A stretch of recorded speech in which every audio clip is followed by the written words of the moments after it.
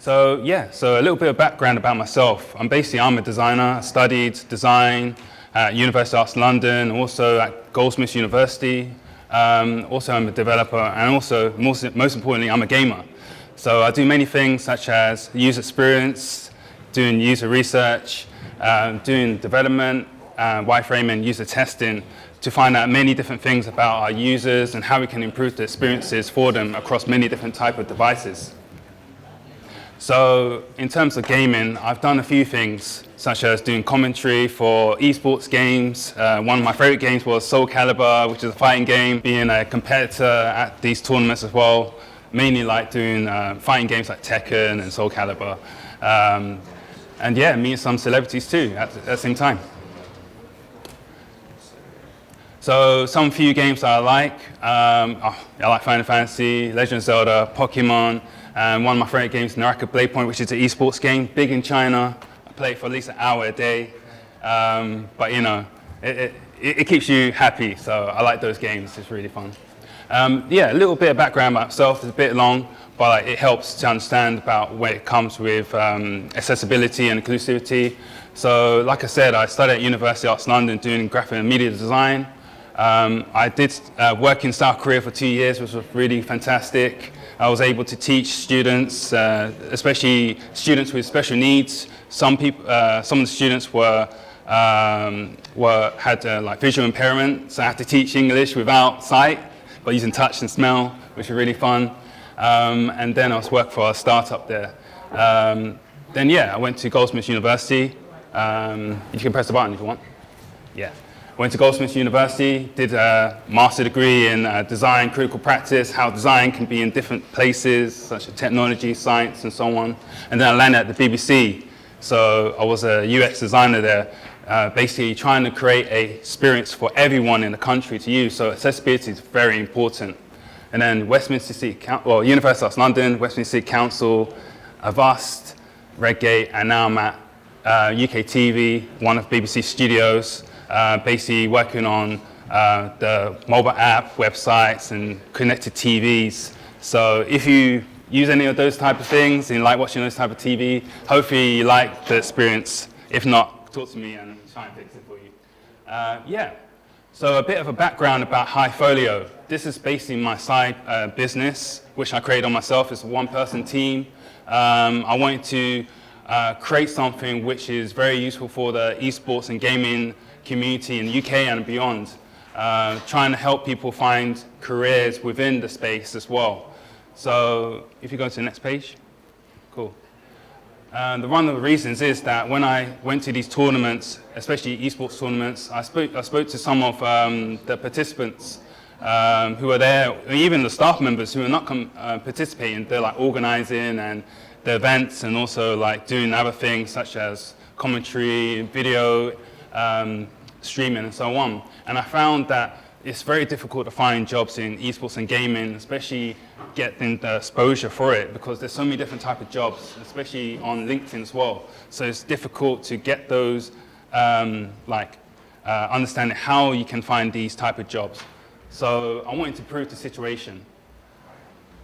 So that's why I created this platform called Hivefolio. I developed it myself, designed it myself, tested it out, going to these events, speaking to people, making them try it out. That's what I do every day in my permanent job.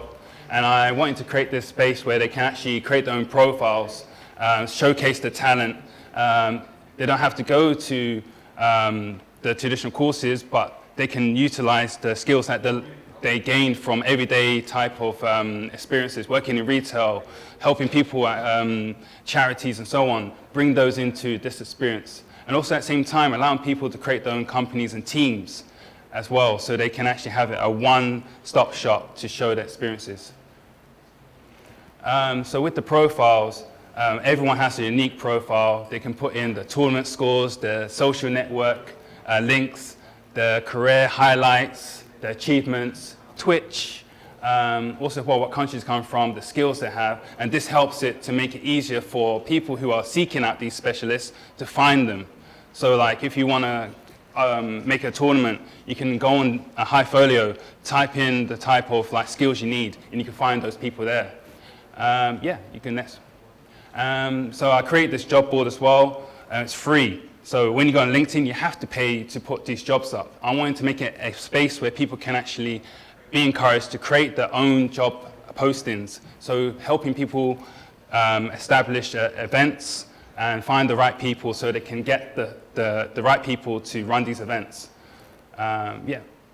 Another thing as well is that I wanted to show that there's so many different types of professions within esports and gaming. Most people think it's just streaming, being a player, but there's so many things that you can do. And that's why I create this section here where you can actually see the different type of jobs that or professions you can do. And when you sign up, you actually put down the professions and skills that you want to, that you relate to and want to adhere to, and then you can find those people within those specialisms and contact them. Next one, please. And one of the good success stories that came from this, that one person went on to Hivefolio and found a job. He's a Street Fighter competitor, but he was able to find a job which was posted on Hivefolio, which allowed him to work with British Esports as a tournament admin. So this was a good opportunity to get his foot into the door beyond just being a player, but being actually active within the esports space. And another thing as well is like one of the tournament organizers called Electronic Dojo, they actually found that Hivefolio was a good place where they can actually advertise the jobs, not just in a container like Discord or Twitter. It's actually a space where they can find something and then actually allow people to contact them for further details. The great thing about Hivefolio, even though I created it by myself, there's a lot of people around the world who actually sign up. There's a lot of interest around this. And I feel that with extra push and extra interest, it could be much bigger and help to grow esports and gaming. Like getting people to think beyond being a player and become something like more well established within esports and gaming is something that's important as well. So being able to branch beyond that and find out different skills which they can utilize to be, I guess, more helpful to build up the ecosystem of esports and gaming is important. Cool. So like I said before, esports is more than just a game of just playing it. There's so many different types of skills which are needed, and all those skills that you collect throughout your life can actually be implemented and placed within esports. So some highlights: some people work for Capcom, they just did some video production, and then they end up working for Capcom. It's great.